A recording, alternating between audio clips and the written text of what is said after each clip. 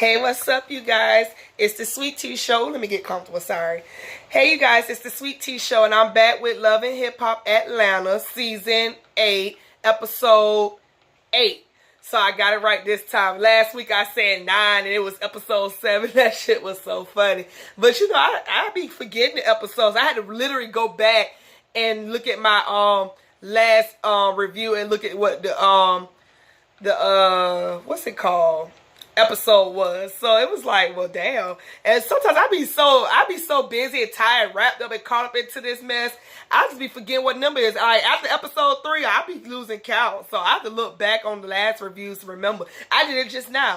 But anyway, let's go ahead and talk about this episode. I thought tonight was pretty good. It was quite interesting. A lot of confessions, a lot of secrets was revealed. A lot of information was drawn out.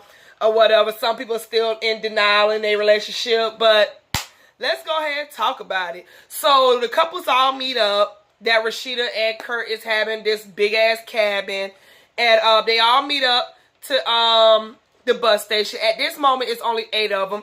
It's Rashida and Kurt, Bambi and Scrappy. Who else was there? Sierra and BK. I'm missing another couple.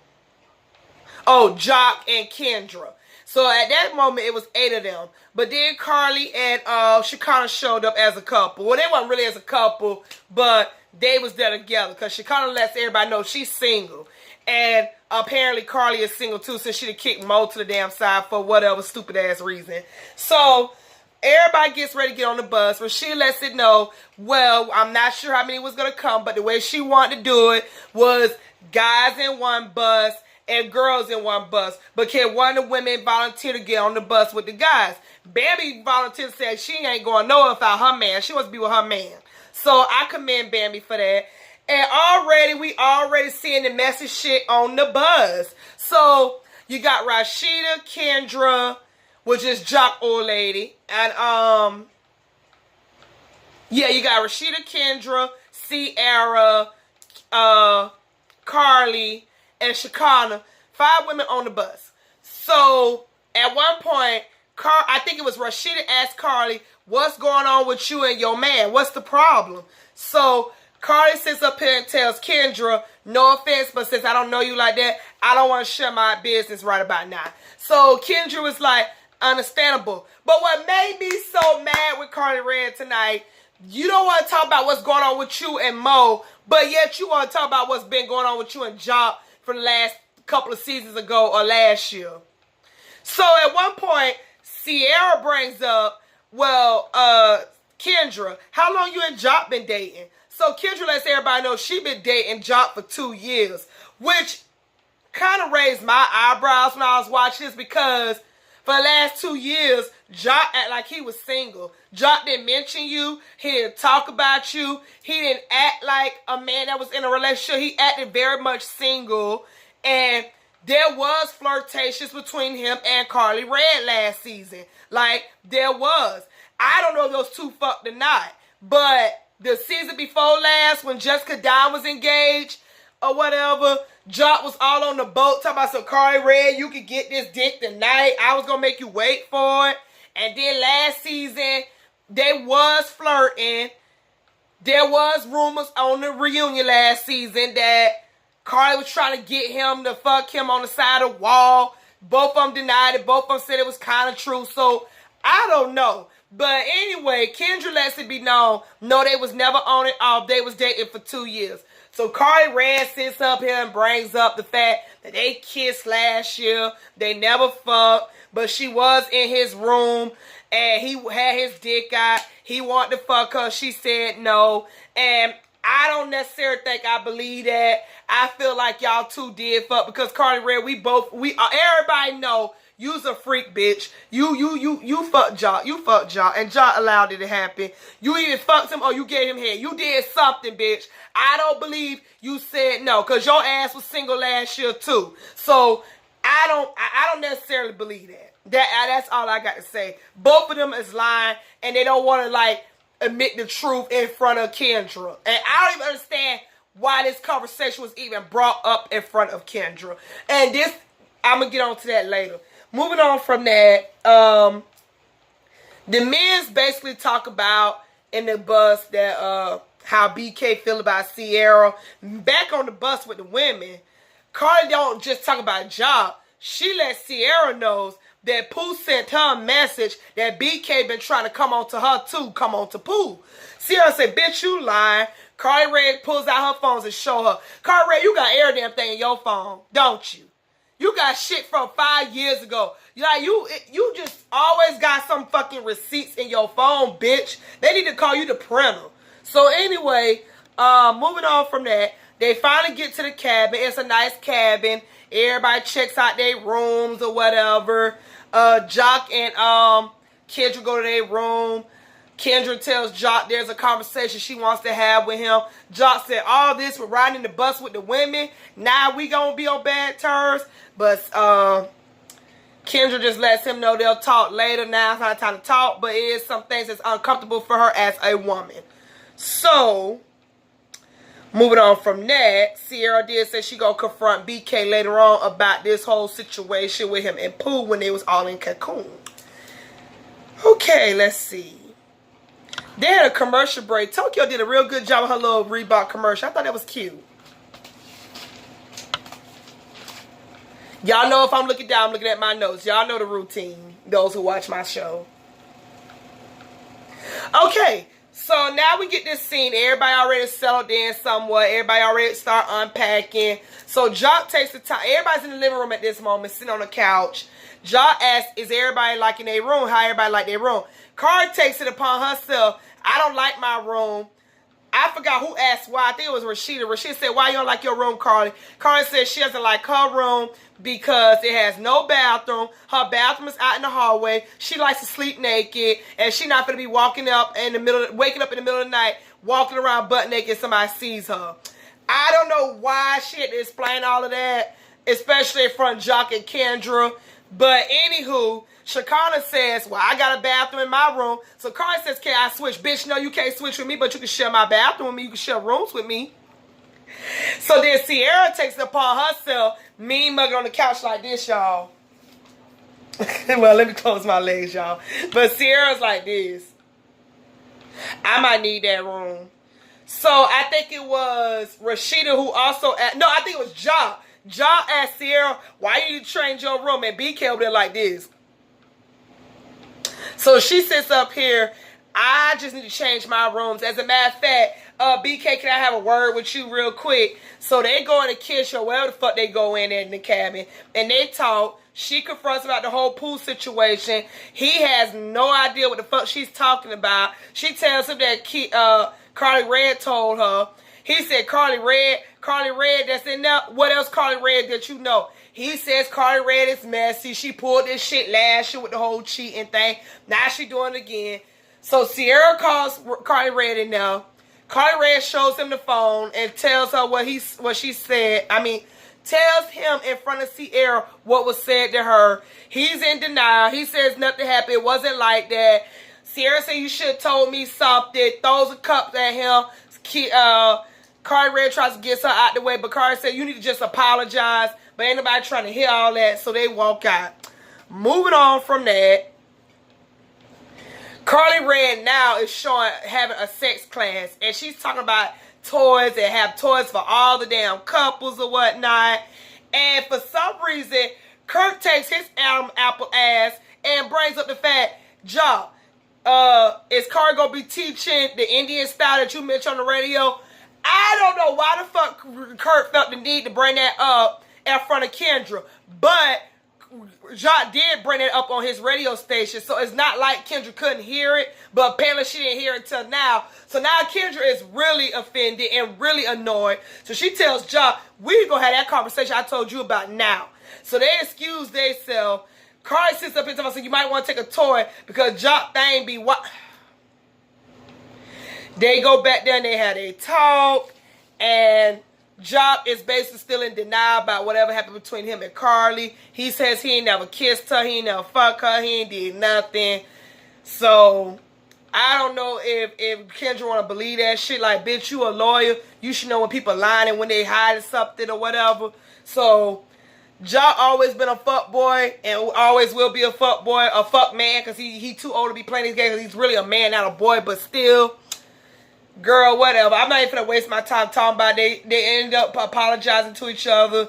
They forgive each other, and they fucked that night because Ja let know in his confession the bed was rocking. So, moving on from that, back in the studio, Moniece is frustrated because Akbar is late. Akbar finally shows up and tells Moniece, look, girl, I had a migraine. Moniece said, bitch, you had a migraine last week and you had a migraine today. Akbar says, girl, let me tell you, why is you so frustrated for? I'm here now and I'm ready to work. So what is the problem? So Moniece brings up about the whole scrap situation. She said, oh, so that's what this is about. So you frustrated, you taking that shit out on me. Oh, okay, I see how it is.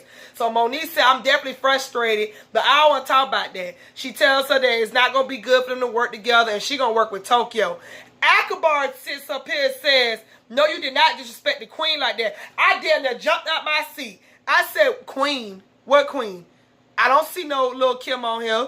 I don't see no, what's that girl name? Foxy Brown. I don't see Queen Latifah. I don't see Nicki Minaj. I don't see none of them rappers on here. Akbar, you cool or what, Dapper Girl? I ain't heard none of your music yet. Let's just calm down. But, you know, I understand she calls herself a queen because at the end of the day, I'm a queen too. But she wasn't calling herself as a queen like that. She was calling herself like she the queen of rapping. It's like, baby girl, you wouldn't be on this show if you was the queen of rapping. Let's be clear. Let's humble ourselves. Let's take it down a notch a little bit, okay? Okay. So she walks out and lets Moniece know how she feels. She said, you go ahead and work with that fat bitch. Now I'm just looking like, well, Akbar, you kind of big too now. Like, let's not act like you a size 2. Okay? Moving on from that. That was odd to me. And she was mad. So the next day, all the couples are in the living room. And they basically have this thing where everybody talks about what they like about each other, what they love about each other, what they dislike about each other. I'm not going to get into all the details, but what stood out to me the most was Bambi and Scrappy. I like how Scrappy said that he loved his wife and she's a beautiful woman and she's good. She's a good mother. But what he disliked about her, it was funny. He said, you don't give me enough credit and you need to be more appreciative. Like, it was the way he said it. He basically told her, you very ungrateful. Like, and it's not funny. It's funny because it's almost like he was implying you wouldn't have been shit if it wasn't for me. Like that type of shit. And I commend Bambi because she handled that very mature. Because I know if that was me, I would have been like, nigga, what the fuck is you talking about? I would have got out of character. But she handled that very well. She was like, I'm not appreciative. I don't show you that. Okay. Then she told him what she loves about him. I can't remember what she said she loved about him. I think she said he's an amazing father, a great partner. But she said what she disliked about him, he be eating food in the bed. I found that shit so funny. And she got descriptive about it. She said, I don't like that you be eating chicken wings in the bed with the red sauce. And Scrappy's like, Dad, we gonna put my business out like that. I thought that was so funny. I said, damn, even rich people eat in the fucking bed. Y'all got all them fucking tables in the house and all them kitchens and shit. You can't eat that shit in the damn table on the couch. You gotta eat it in the fucking bed. I thought that was cute and funny. Another one that stood out to me was when Sierra brought up the fact that BK, what she liked about BK, he picked her up. She was at a low moment in her life. She didn't feel beautiful. But then he came and made her feel beautiful again. But then what she disliked is when she hears stuff like this about the women from last year and women like Pooh. I'm not going to get into too much details about it. But I will say this about Sierra. Sierra, you is a very, very beautiful woman. And why you get with these men that cheat, lie, and disrespect you, I don't fucking understand it. You're very successful. You own your own hair business. Okay? You're very beautiful. I don't know why the fuck you on this show acting like an idiot and make yourself look like an idiot.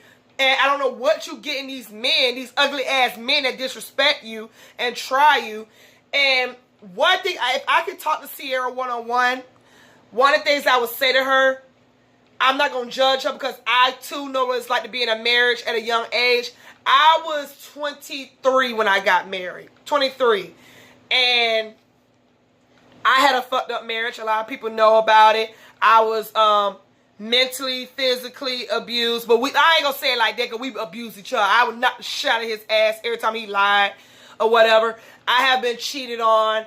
And when I finally got the courage and the strength and some dignity and some self-respect for myself and got out of that marriage, because I was the one who wanted a divorce. He didn't want a divorce. I wanted the divorce. I paid for the divorce.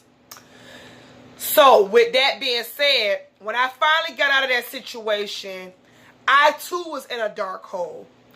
But what I learned about myself was, I told myself I would never get a man that would put me through what my husband put me through.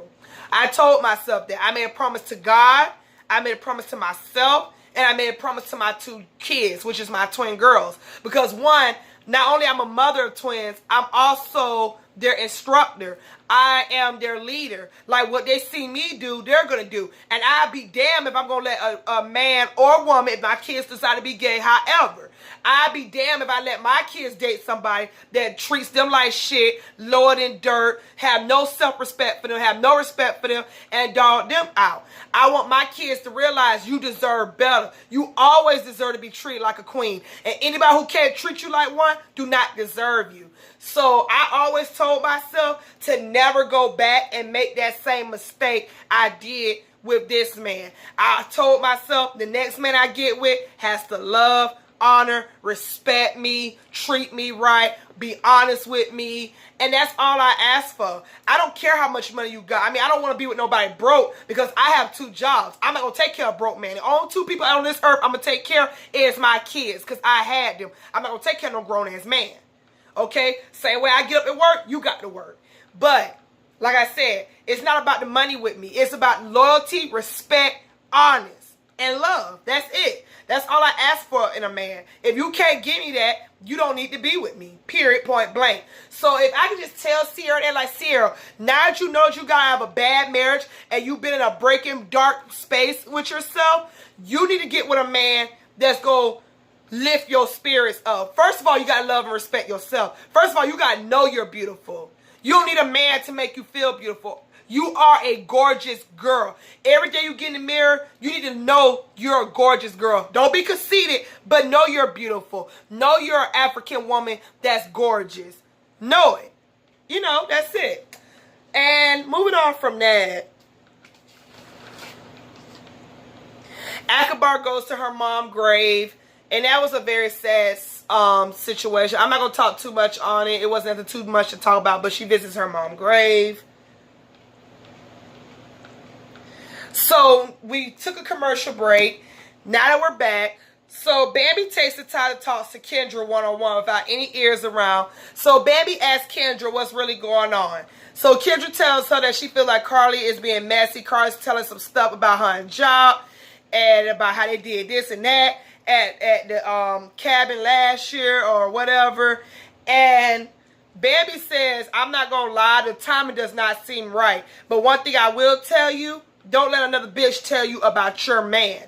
And she also tells Kendra, what you keep allowing is going to keep continuing.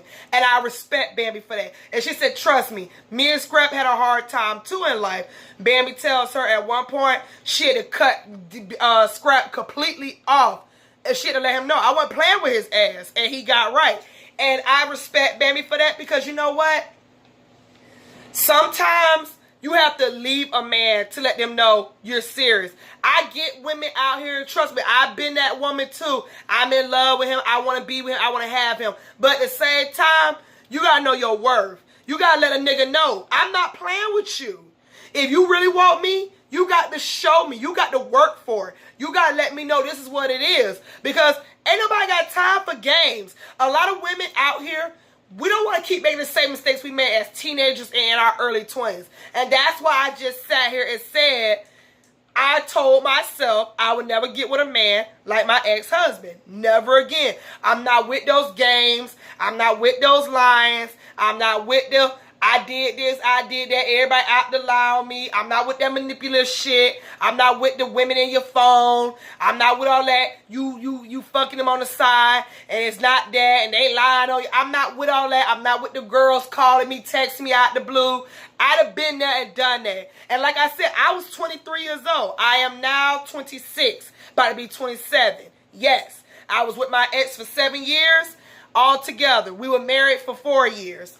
And our marriage fell apart. Sorry to say, it fell apart 2 years ago. But like I said, I know what I'm worth, and I've been there. And like Bambi said, what you allow is gonna keep continuing. If I would have still been married to my ex-husband, I would have still been dealing with the lies. I would have still been dealing with the cheating. I would have still been dealing with the abuse on both ends. I would have been homeless still, living from place to place, wondering where I'm gonna stay at next. I would have been still in a shitty ass hotel. Like, y'all have no idea. I've been through a lot with this man. And it took the grace of God and the courage and the respect for myself to get off my ass and do better. And that's what I did. I did better. Nobody did it for me. I did that on my own. So if I could do it, I know other women out here can do it. But I respect Baby for telling Kendra that. And like I said, Kendra, you a lawyer. You a beautiful girl. I don't know why the hell you on this show with Job. I mean, like I said in the beginning of my video, Job was on here acting like a single man for the past 2 years. Ain't nobody knew of you until now. So I don't know what the fuck's going on. I don't know if you ever watched Love and Hip Hop, but this shit look fake and scripted to me, and it don't make no type of fucking sense at all. The fact that you just now finding all this shit out. So moving on from that, Moniece and Akbar eat lunch. Basically, Moniece tells Tokyo, they eat lunch. She tells Tokyo that Akbar is no longer working with her. They're not working together. The time is not right. And Akbar is not happy that they're working together. Moving on from that, Mo comes over at the cabin. He knocks. Shekinah opens the door. She said, yeah, what is it? He says he wants to talk to Carly. Carly still got this nasty ass attitude. Mo is trying his best. He gives her a gift. And I'm going to stop right there for a minute. Carly kind of pissed me off because it's like, out of all the men that did you dirty, how many actually came knocking at your feet trying to apologize at work days I get back with your ass? Not now. Since I've been watching Love and Hip Hop. Every last man, yes, disrespected you. But not one apologized to your ass. Maybe Job. But not now one of them apologize to your ass and try to work things out and get back with you. The fact that this man came all the way to that cabin and try to work things out with you, and you still got a fucked up attitude for what, girl, I don't know. You're doing the absolutely most. Then she tells him, oh, how'd you find out I was here? He said Kurt told him. She's like, oh, well, did you tell Kurt that you were cheating on me? He said, no, I didn't because I wasn't cheating on you. Well, if you talk to a woman behind my back, that's cheating. He said, okay, well, if that's what you consider cheating, it's cheating. But I had to make sure that was my baby first. He said, I cannot just go and tell you false information that I do not know.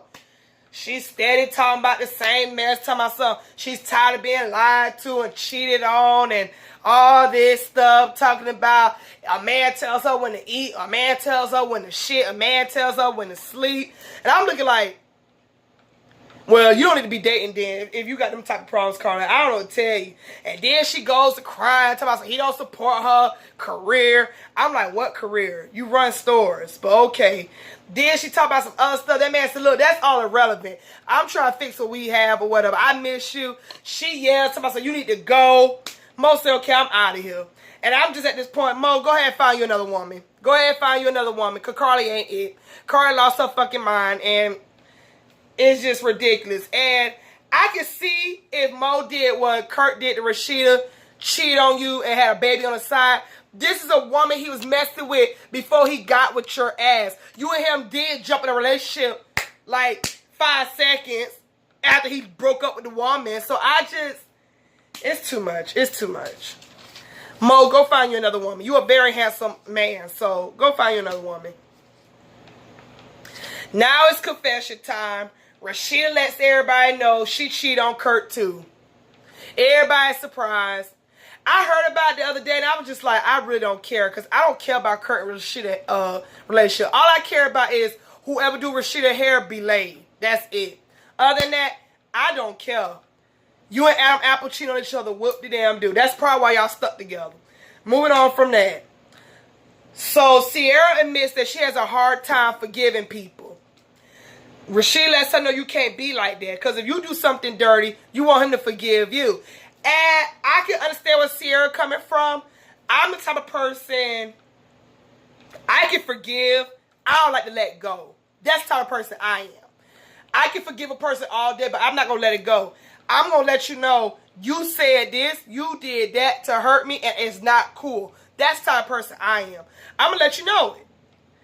And then I'm the type of person, I like for people to work for my forgiveness. Because I feel like if I'm rocking with you, if I consider you family, if I show you nothing but loyalty, I expect the same thing. So the moment a person crossed me, I can't just pretend it never happened. I can't pretend you didn't just walk up and stab me in the shoulder. I can't pretend that. So I make people work for my forgiveness. You know, yeah, you said sorry, but sorry is just a word. How far are you willing to go? How much did I mean to you? What type of friend was I to you? What type of woman was I to you? So until you show me it's worth fixing, yeah, I can forgive you all day. But that doesn't mean I'm ready to go back the way things were. That's just me. So I get what Ciara was coming from with that. However, what got me with Ciara, you're digging in this man BK by how he cheats, how he do this, how he make you look stupid. But then you come out the world's worth with, oh, you remember that time you went through my phone and my DM and you saw that man? Well, some things did happen between me and him. And everybody's just like, and I'm just like, oh, okay, so now you finna be like Rashida and Adam's Apple. And the show went off from there. So y'all tell me what y'all think about this episode. Some of y'all leave a comment. Not everybody leaves a comment on my videos, but I'm pretty sure I'm going to start getting something soon. But leave a comment, like, and subscribe. And I will catch you guys next week. Later.